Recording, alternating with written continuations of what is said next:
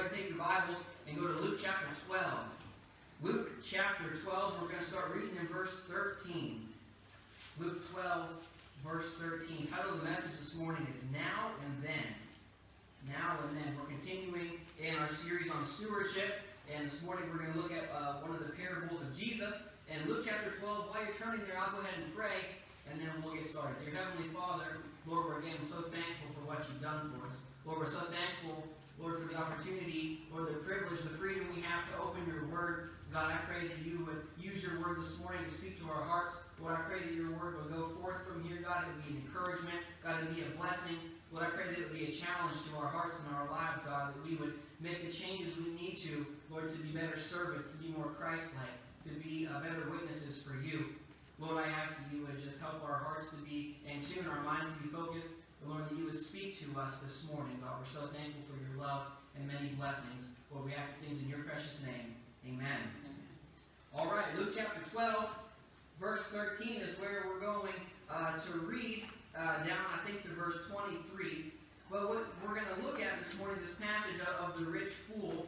And I want to point out the words now and then. Then is going to be a really powerful word here in this passage.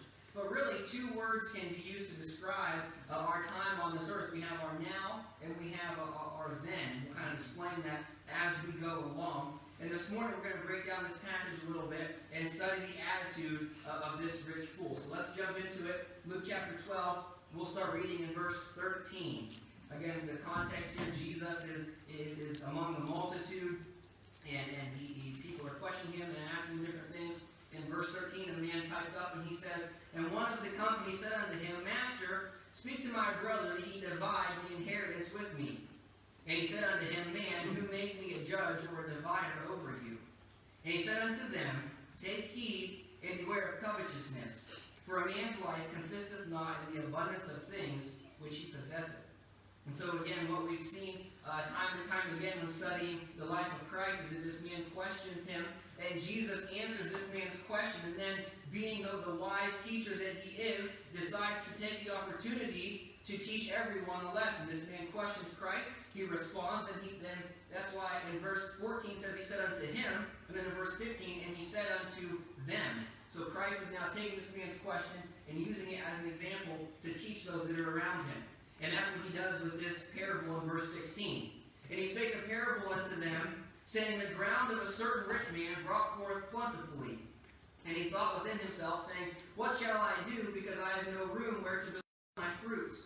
And he said, This will I do, I will pull down my barns and build greater. And there will I bestow all my fruits and my goods. And I will say to my soul, Soul, thou hast much goods laid up for many years. Take thine ease, eat, drink, and be merry. But God said unto him, Thou fool, this night thy soul shall be required of thee. Then who shall those things be which thou hast provided? So is he that layeth up treasures for himself, and is not rich toward God. And he said unto his disciples, Therefore I say unto you, take no thought for your life, what ye shall eat, neither for the body what ye shall put on. The life is more than meat, and the body is more than raiment."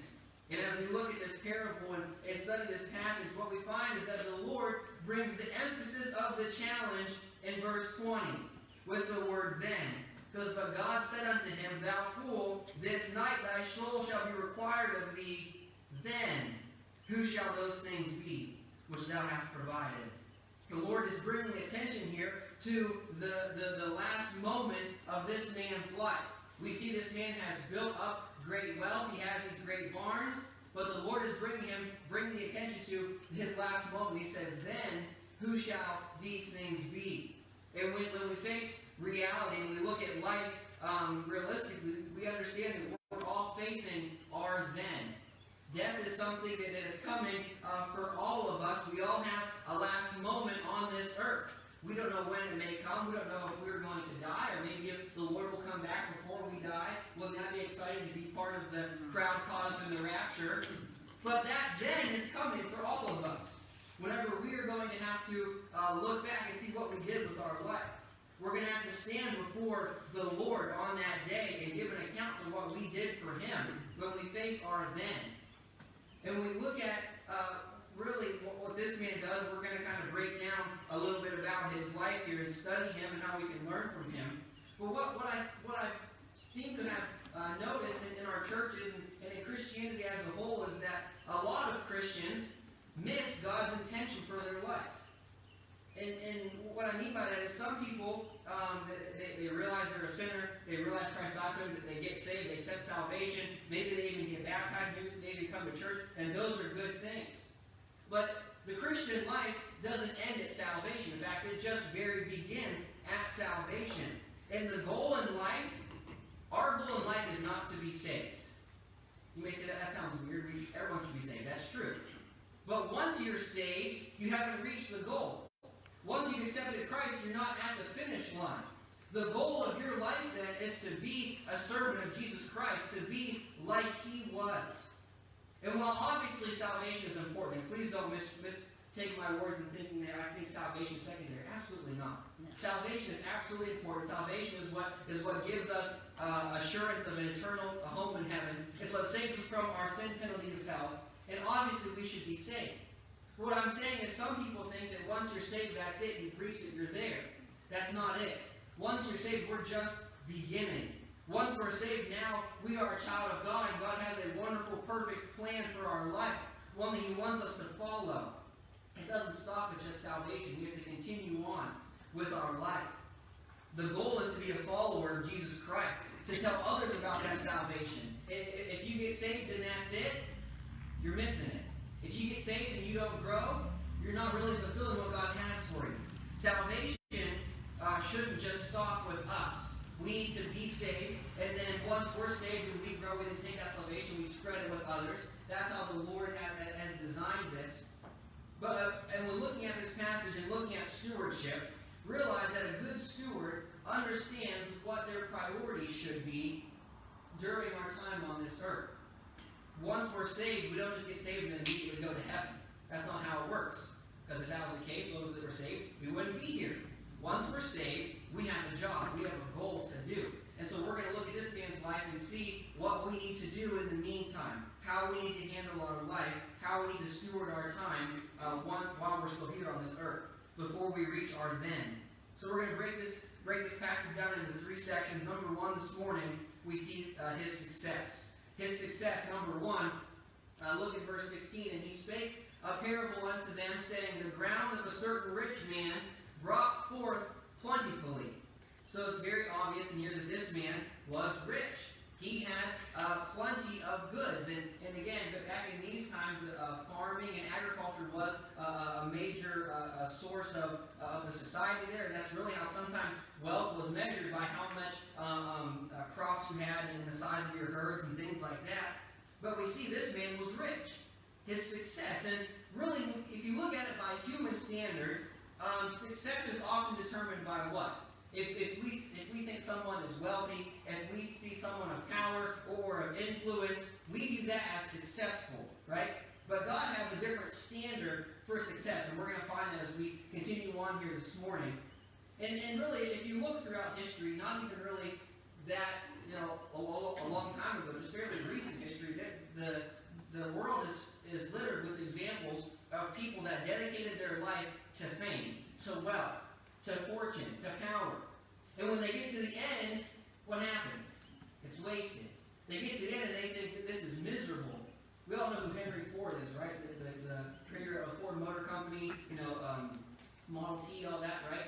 Henry Ford was quoted at the end of his life, and he said he was much more happy, had much more joy as a simple mechanic than he ever did as the head executive of the Ford Motor Company. Lee Iacocca was another executive in the auto industry, and at the end of his life, he was quoted by saying that fame and fortune is for the birds.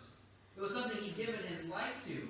But these men, they get to the end of their life and they're empty. They're depressed. They don't have any joy because they spent their life seeking money, seeking power, these things that don't last. And so Christ is pointing something out about this man's life, and he's pointing out the fact that this man is rich. Now, before we get any further, we need to realize that there's nothing wrong with having money. There's nothing wrong with material goods. They aren't evil. Okay? And I don't want to preach and say we should all be poor, we should all live day to day, we shouldn't have nice things. That's not what I'm saying. Money isn't evil. Things aren't evil. But the fault of this man, what Christ is pointing out, is what he did with his money. How he used it, what he spent his time doing, and what he neglected, what he should have been doing. People considered this man a success. People looked at his riches and his plentiful harvest and said, this man has got it together. This man's doing all right. People considered him a success. We find out later that Christ called him a fool. We see that Christ's standards of success are a little different. And we cannot substitute God with wealth and pleasures. Many people have tried it over and over again throughout history. We even go back to Bible times. Actually, let's look at this. Go to Ecclesiastes chapter 2. Keep your finger there in Luke. Go to Ecclesiastes chapter 2. You think about who wrote Ecclesiastes. We know that it was Solomon, who was the wisest man that ever lived, who at the time was the richest man that ever lived. We know he was the son of David. We know he was the king of Israel.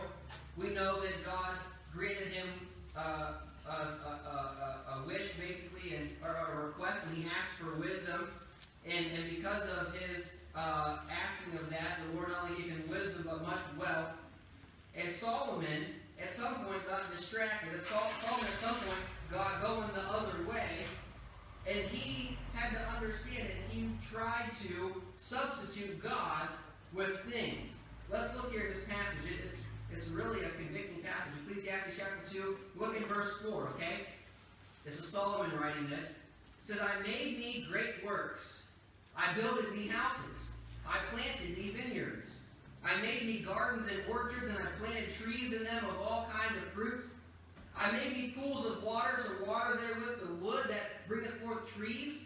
I got me servants and maidens, and had servants born in my house. Also I had great possessions of great and small cattle above all that were in Jerusalem before me. I gathered me also silver and gold, and the peculiar treasure of kings and of the provinces.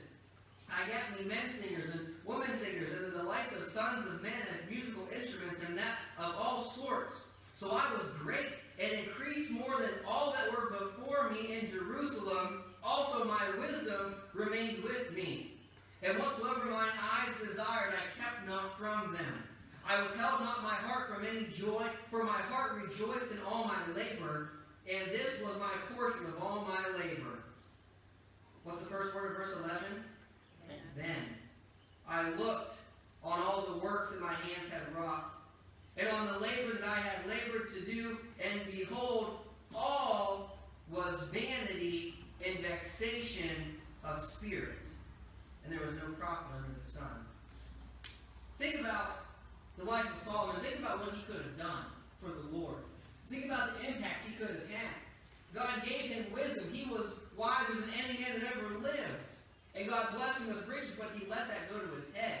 He tried to replace God with the material things of this world. He tried it, and it didn't go well. And that's what we're going to see with this man here is a choice he made. You look in verse 17. It says, and he thought within himself, saying, what shall I do?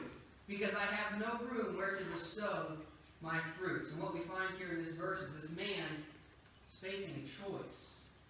He was rich. He had a great plenty. He had a great harvest. Lord had blessed him tremendously. But he had a choice. What would he do with what God had given him? We all have to make that decision. We've all been given money. We talked about before how we are simply stewards of what God's given us. We don't own anything. We simply possess what the Lord allows us to possess. So all of our money, all of our talents, all of our abilities, all of our gifts, all of our influence, it's because of the Lord. And we have a choice to make. What are we going to do with those things? This man is facing a choice here in verse 17. What's he going to do with all of his money? What's he going to do with his abundance? That leads us to number 2. We saw his success. Number 2 is his swap. His swap this morning. Verse 18 shows us his decision. And he said, this will I do. I will pull down my barns and build greater. And there will I bestow all my fruits and my goods.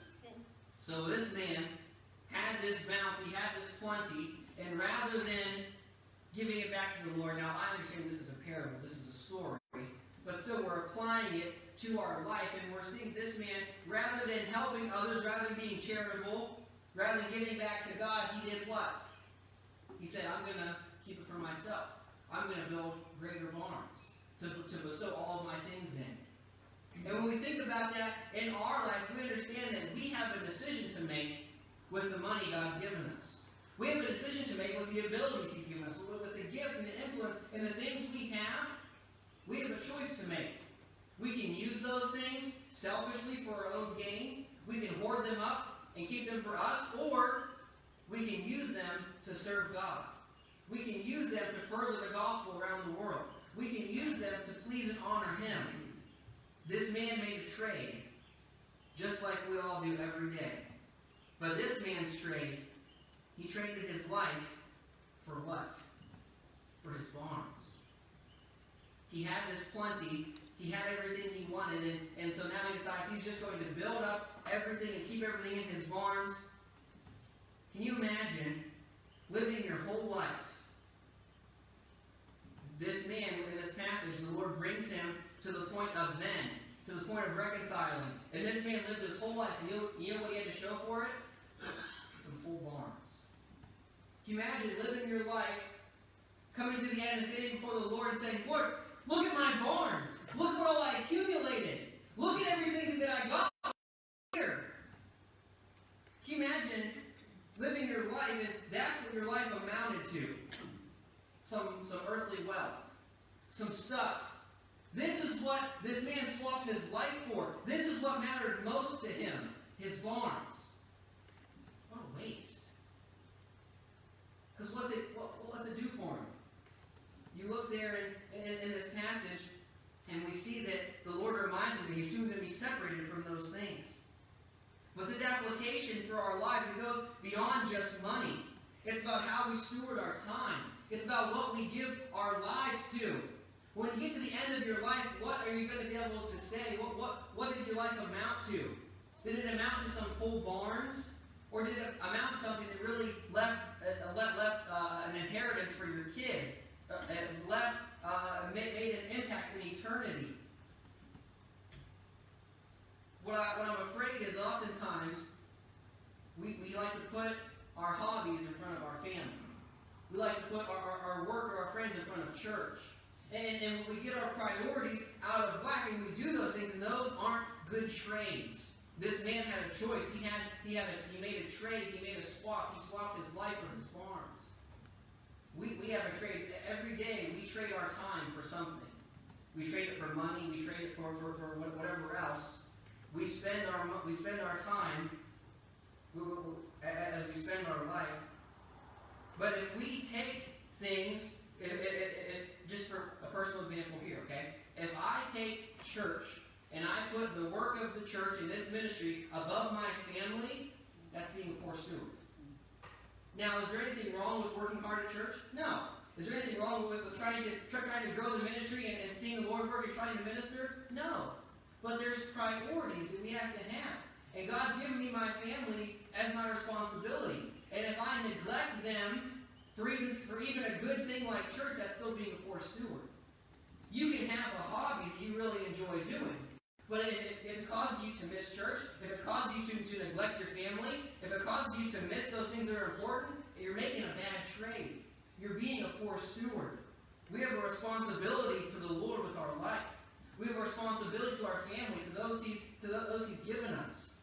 And I've heard a lot of people make the excuse before of, well, I'm really trying to work hard to provide things for my family and for my kids, and so they can have really nice things. But you ask anyone that was in that situation, you say, would you rather have nice things and little time with your parents, or would you rather have a lot of time with your parents and some maybe not as nice things? What are they going to choose? They're going to choose time with parents, time with family. Because when you look back on your life, we need those times are going to be the ones that are important. Those are going to be the things that we look back on that have meaning, that have value. If you work really hard, work a bunch of overtime, and you save up all this money, you neglect time with your family so you can buy your kid a brand new bike.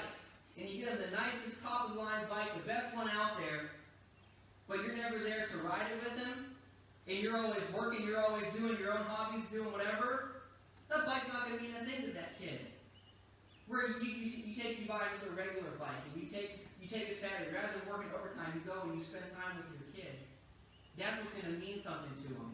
And we're not all in that situation. I'm just using it as an example of saying what we trade our time for is what our life is going to amount to. It matters how we steward our time. When you look back at your life, what's it going to amount to? The time spent with the Lord, the time spent with family, the time stewarding correctly is what's going to be important. This is what I mean when I've been saying that stewardship involves all of life. We hear stewardship and we think of money, right? But it involves all of our life, all of our time. You know, you can tithe regularly. You can faithfully give to the church and give to missions and still be a poor steward of your life. Because it involves everything. We have to steward it properly. We have to follow what God has for us. Church should be something that we cancel plans for, not the other way around. And that's not a popular opinion today. For a lot of people, church is something that's secondary. But church is important.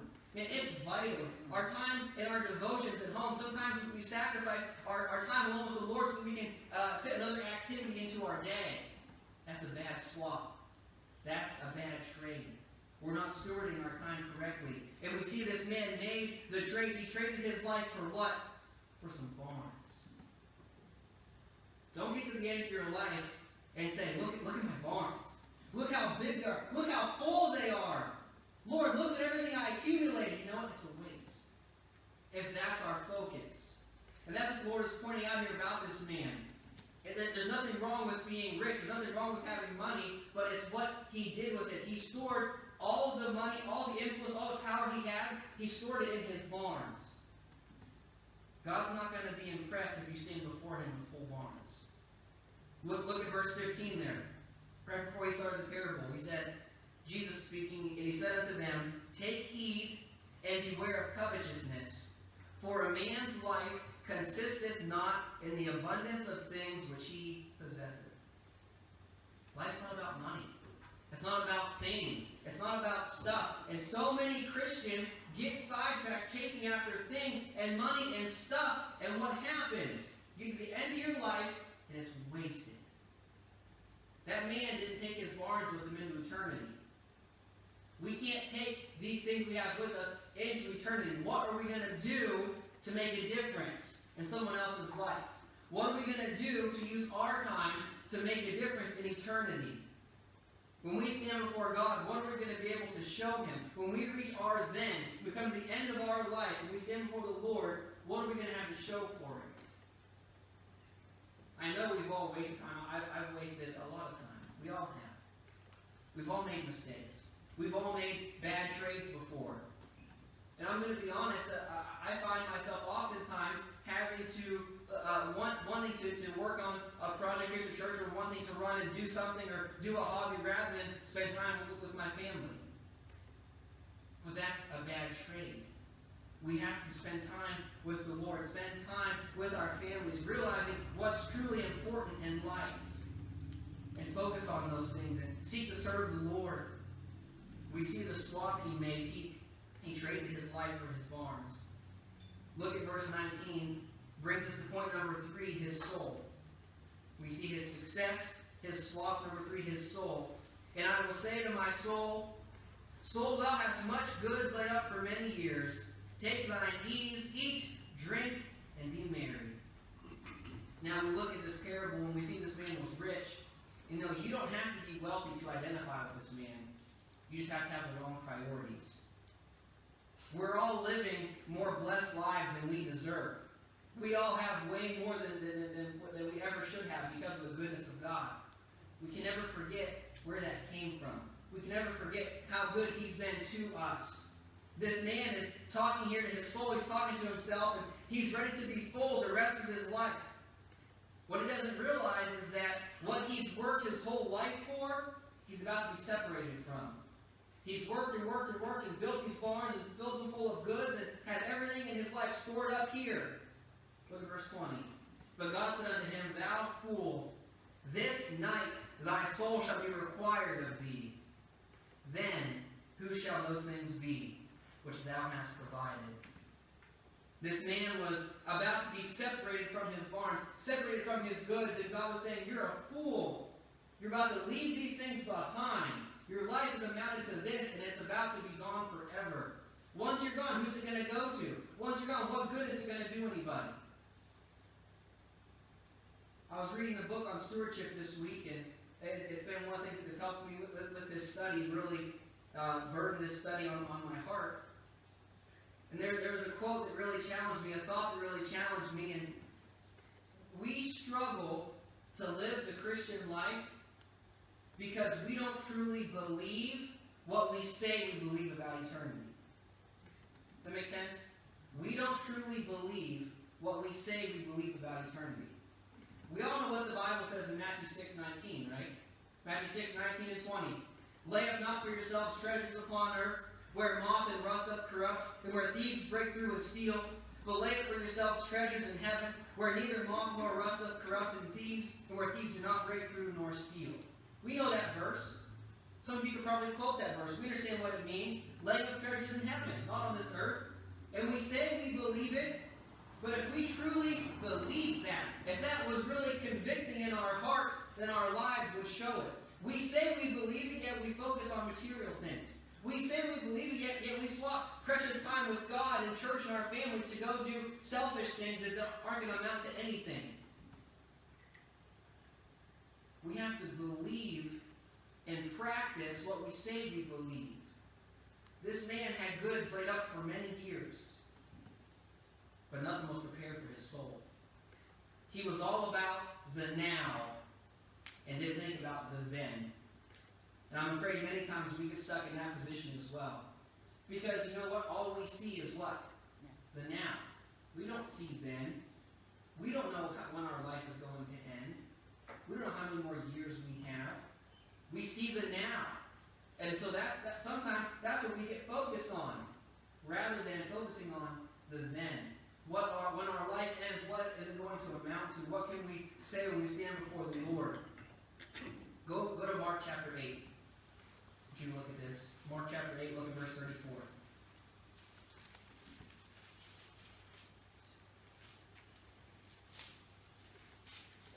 Mark 8,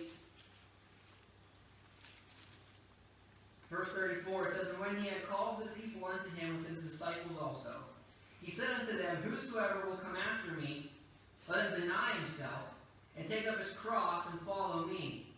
For whosoever will save his life shall lose it. But whosoever shall lose his life for my sake and the gospel's, the same shall save it. For what shall it profit a man if he shall gain the whole world and lose his own soul? Or what shall a man give in exchange for his soul? The man in the parable gave up his soul for some barns. He gave up his life for some goods that weren't going to last, some things that were temporal, that didn't mean anything. We see the Lord calling him a fool here. We see the Lord being disappointed, using this man as an example for us to learn from. Thou fool, this night thy soul shall be required of thee. What are we going to trade our life for? Are we going to trade our time to serve the Lord, to spread the gospel, and worshiping and glorifying Him? Or are we going to trade our time for ourselves, for things that we want to do? We have to be focused on serving the Lord. Again, everything the Lord's given us, He's given us to use for His honor and glory. It's when we get that out of line. It's when we forget who blesses us and why we're blessed. It's when we start being selfish. We must not forget where those good things came from and use them to serve the Lord. Use them to make a difference in eternity. Then look at the last couple of verses here. We'll end with these verses in verse 21. So is he that layeth up treasure for himself and is not rich toward God. And he said unto his disciples, Therefore I say unto you, take no thought for your life, what ye shall eat, neither for the body what ye shall put on. The life is more than meat, and the body is more than raiment. What God's saying here, again, he's using it as a teaching tool to these people. He tells this parable. What he's saying is, stop being so consumed with temporary things. Stop being eaten up by things that don't matter. Stop trading your life, trading your time for things that aren't going to make a difference. He's telling us that he's going to provide if we'll just commit to following him. You don't have to rely on yourself to survive. You don't have to rely on your strength or your work ethic. God says, if you commit to following me and serving me, I'm going to take care of you. And when you're committed to serving me and following me, you get to the end of your life is going to be worth something. You're going to have something, you're going to have treasures laid up in heaven that you can take with you. Not barns down here that they're going to be separated from. Not things here that don't mean anything. God says, while you're here, I got you. While you're here, it's going to be okay. I can provide. Just follow me. I can take care of you. Just serve me. And use your life to spread the gospel. Use your life to honor the Lord. This man reached his then. He reached the end of his life, and he spent his whole life focusing on the now, focusing on having things here and now. But this time on earth is just gone. The Bible says it's like a vapor, appears for a little time and vanisheth away. You may live to be 100 years old, and it's still as of nothing to the Lord. It's like nothing in eternity. What we do here in our short time, we can use to make a difference in eternity, in someone else's life. How will we use the time that we've been given? What will happen when you reach your then? Will God be pleased with what we did with our lives? Will we only have full barns to show him? Or will we have spent our life laying up treasures in heaven that await us there and we can enjoy forever? That's the choice we have to make today. That's the choice that this man in the parable had. And that's the choice that Christ was challenging people with, was saying, listen, just serve me. Just follow me. Just trust me. Don't worry about getting wealth. Don't worry about these things that don't last. Focus on serving me, and then I'm going to take care of you. You'll have more than you ever need. You'll have more than you could have hoped for, so just serve me and follow me. That's the choice is up to us this morning. That's what I'm going to challenge you with. To live focused on the then, not the now. Focus on eternity, not this temporal life. And as we understand the significance that our life can make if we serve the Lord, we'll be more prone to be good stewards of the time he's given us. Because again, a steward is just one who manages the possession or the property of someone else. This time isn't our time. This isn't my body. This isn't my life. The Lord's allowed me to have it, to possess it for a short time, and what I do with it, how I manage it, is up to me. And it's up to you. We all have that same decision for ourselves. And I want to encourage you to be a good steward of your life, to be a good steward of your time, focusing on the then and not being focused on the now. Let's pray. Dear Lord, we thank you this morning for this life you've given us. God, we thank you for the opportunities we have to serve you. And God, serving you is truly a wonderful opportunity. God, serving you is a blessing. God, serving you shouldn't be a burden.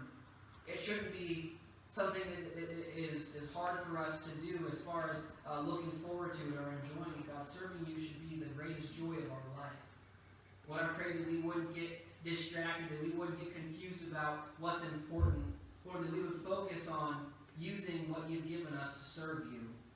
God, to spend time in our devotions, Lord, to spend time in church, to spend time with our family, to use our time, to steward our time wisely. Lord, thank you for the parable of this man with the barns. Lord, thank you for the example that you gave us here. Lord, and how we are to live our life and what we are to focus on. God, we love you this morning. We ask you to help us to serve you better each and every day. Lord, we ask all these things in your precious name. Amen.